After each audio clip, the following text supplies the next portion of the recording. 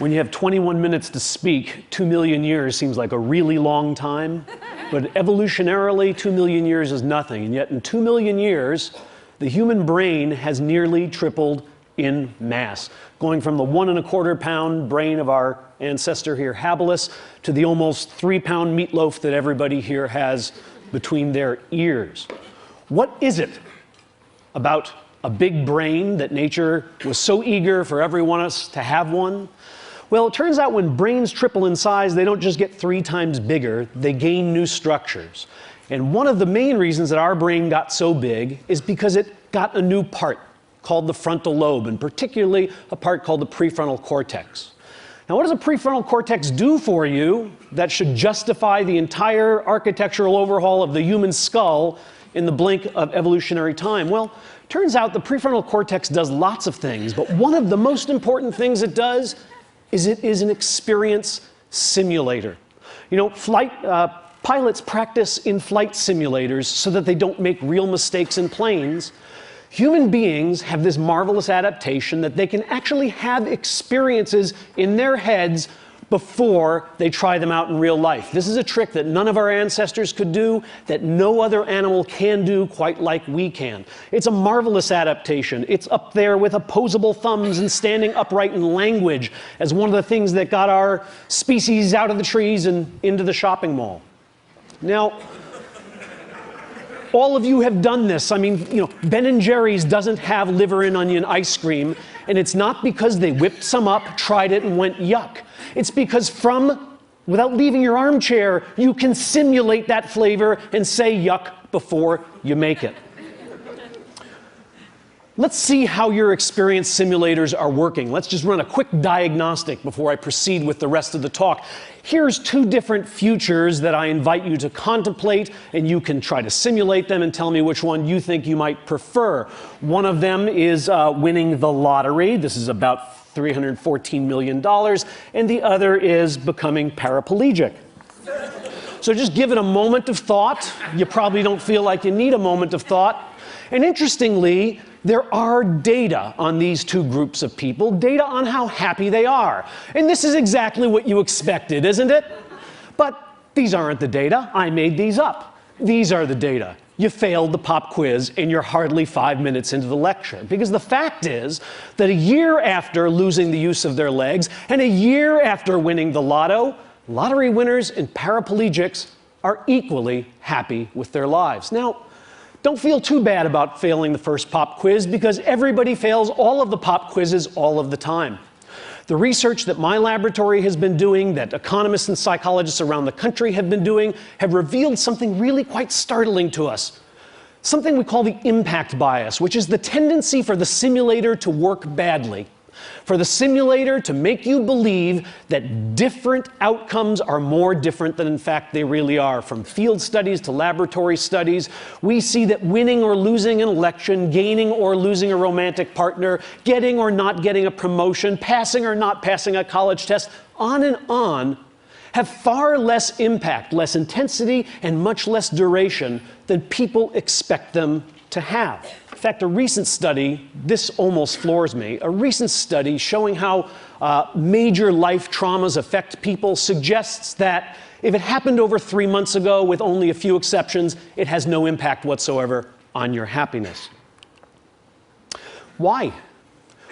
Because happiness can be synthesized. Sir Thomas Browne wrote in 1642, "I am the happiest man alive. I have that in me that can convert poverty to riches, adversity to prosperity. I am more invulnerable than Achilles. Fortune hath not one place to hit me." What kind of remarkable machinery does this guy have in his head? Well, it turns out it's precisely the same remarkable machinery that all of us have. Human beings have something that we might think of as a psychological immune system, a system of cognitive processes, largely non-conscious cognitive processes, that help them change their views of the world so that they can feel better about the worlds in which they find themselves. Like Sir Thomas, you have this machine. Unlike Sir Thomas, you seem not to know it. We synthesize happiness, but we think happiness is a thing to be found. Now, You don't need me to give you too many examples of people synthesizing happiness, I suspect, though I'm going to show you some experimental evidence. You don't have to look very far for evidence. As a challenge to myself, since I say this once in a while in lectures, I took a copy of the New York Times and tried to find some instances of people synthesizing happiness. And here are 3 guys synthesizing happiness. I'm so much better off physically, financially, emotionally, and almost every other way, mentally, almost every other way. I don't have 1 minute's regret. It was a glorious experience. I believe it turned out for the best. Who are these characters who are so damn happy? Well, the first one is Jim Wright. Some of you are old enough to remember. He was the chairman of the House of Representatives. And he resigned in disgrace when this young Republican named Newt Gingrich found out about a shady book deal he had done. He lost everything. Most powerful Democrat in the country, he lost everything.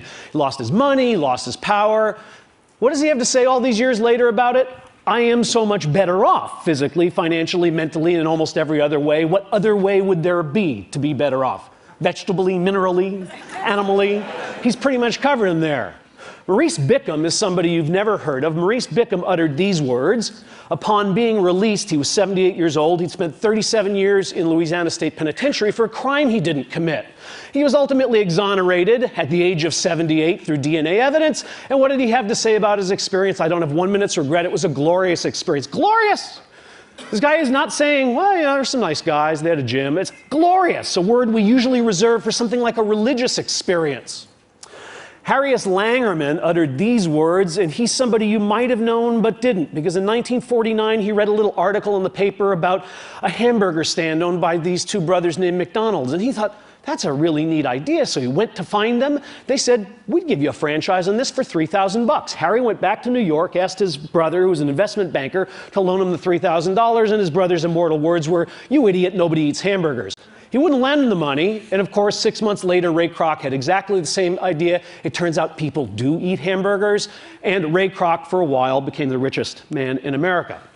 Oh, and then finally, you know, the best of all possible worlds. Some of you recognize this young photo of Pete Best, who was the original drummer for the Beatles, until they, you know, kind of like sent him out on an errand and snuck away and picked up Ringo on a tour. Well, in 1994, when Pete Best was interviewed, yes, he's still a drummer. Yes, he's a studio musician.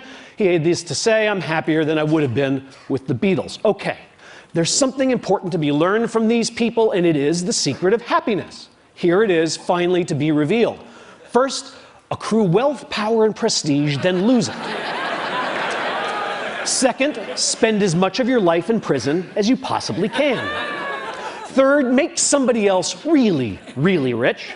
And finally, never, ever join the Beatles. Okay, now, I, like Z. Frank, can predict your next thought, which is, yeah, right. Because when people synthesize happiness, as these gentlemen seem to have done, we all smile at them, but we kind of roll our eyes and say, yeah, right, you never really wanted the job. Oh, yeah, right. You really didn't have that much in common with her, and you figured that out just about the time she threw the engagement ring in your face. We smirk because we believe that synthetic happiness is not of the same quality as what we might call natural happiness. What are these terms? Natural happiness is what we get when we get what we wanted, and synthetic happiness is what we make when we don't get what we wanted. And in our society, we have a strong belief that synthetic happiness is of an inferior kind. Why do we have that belief? Well, it's very simple. What kind of economic engine would keep churning if we believed that not getting what we want could make us just as happy as getting it? With all apologies to my friend Mathieu Ricard, a shopping mall full of Zen monks is not going to be particularly profitable because they don't want stuff enough. I want to suggest to you that synthetic happiness is every bit as real and enduring as the kind of happiness you stumble upon when you get exactly what you were aiming for. Now, I'm a scientist, so I'm going to do this not with rhetoric, but by marinating you in a little bit of data. Let me first show you an experimental paradigm that is used to demonstrate the synthesis of happiness among regular old folks. And this isn't mine. There's a 50-year-old paradigm called the free choice paradigm. It's very simple. You bring in, say, 6 objects, and you ask a subject to rank them from the most to the least liked. In this case, because the experiment I'm going to tell you about uses them, these are Monet prints. So everybody can rank these Monet prints from the one they like the most to the one they like the least. Now we give you a choice. We happen to have some extra prints in the closet, and we're going to give you one as your prize to take home. We happen to have number 3 and number 4, we tell the subject. There's a bit of a difficult choice, because neither one is preferred strongly to the other, but naturally, people tend to pick number 3 because they liked it a little better than number 4. Sometime later, it could be 15 minutes, it could be 15 days, the same stimuli are put before the subject, and the subject is asked to re-rank the stimuli. Tell us how much you like them now. What happens? Watch as happiness is synthesized. This is the result that has been replicated over and over again. You're watching happiness be synthesized. Would you like to see it again? Happiness. The one I got is really better than I thought. That other one I didn't get sucks. That's the synthesis of happiness. Now, what's the right response to that? Yeah, right. Now, here's the experiment we did, and I hope this is going to convince you that yeah, right was not the right response. We did this experiment with a group of patients who had anterograde amnesia. These are hospitalized patients. Most of them have Korsakoff syndrome, polyneurotic psychosis, that they drank way too much and they can't make new memories. Okay, they remember their childhood, but if you walk in and introduce yourself and then leave the room, when you come back, they don't know who you are. We took our Monet prints to the hospital, and we asked these patients to rank them from the one they liked the most to the one they liked the least. We then gave them the choice between number 3 and number 4. Like everybody else, they said, gee, thanks, doc, that's great. I could use a new print. I'll take number 3. We explained we would have number 3 mailed to them. We gathered up our materials, and we went out of the room and counted to a half hour. Back into the room. We say, hi, we're back. The patients, bless them, say, oh, doc, I'm sorry, I got a memory problem. That's why I'm here. If I've met you before, I don't remember. Really, Jim, you don't remember? I was just here with the Monet prints. Sorry, doc, I just don't have a clue. No problem, Jim. All I want you to do is rank these for me from the one you like the most to the one you like the least. What do? Well, let's first check and make sure they're really amnesic. We asked these amnesic patients to tell us which one they own, which one they chose last time, which one is theirs. And what we find is amnesic patients just guess. These are normal controls. If I did this with you, all of you would know which print you chose. But if I do this with amnesic patients, they don't have a clue. They can't pick their print out of a lineup. Here's what normal controls do. They synthesize happiness, right? This is the change in liking score, the change from the first time they ranked to the second time they ranked. Normal controls show, that was the magic I showed you. Now I'm showing it to you in graphical form. The one I own is better than I thought. The one I didn't own, the one I left behind, is not as good as I thought. Amnesics do exactly the same thing. Think about this result. These people like better the one they own, but they don't know they own it. Yeah, right is not the right response. What these people did when they synthesized happiness is they really, truly changed their affective, hedonic, aesthetic reactions to that poster. They're not just saying it because they own it, because they don't know they own it. Now, when psychologists show you bars, you know that they are showing you averages of lots of people. And yet, all of us have this psychological immune system, this capacity to synthesize happiness, but some of us do this trick better than others. And some situations allow anybody to do it more effectively than other situations do. It turns out that freedom, the ability to make up your mind and change your mind, is the friend of natural happiness, because it allows you to choose among all those delicious futures and find the one that you would most enjoy. But freedom to choose, to change and make up your mind, is the enemy of synthetic happiness. And I'm going to show you why. Gilbert already knows, of course. You're reading the cartoon as I'm talking. Dogbert's tech support, how may I abuse you? My printer prints a blank page after every document. Why would you complain about getting free paper? Free? Are you just giving my own paper? Egad, man, look at the quality of the free paper compared to your lousy regular paper. Only a fool or a liar would say that they look the same. Now that you mention it, it does seem a little silkier. What are you doing? I'm helping people accept the things they cannot change. Indeed. The psychological immune system works best when we are totally stuck, when we are trapped. This is the difference between dating and marriage, right? I mean, you go out on a date with a guy and he picks his nose. You don't go out on another date. You're married to a guy and he picks his nose.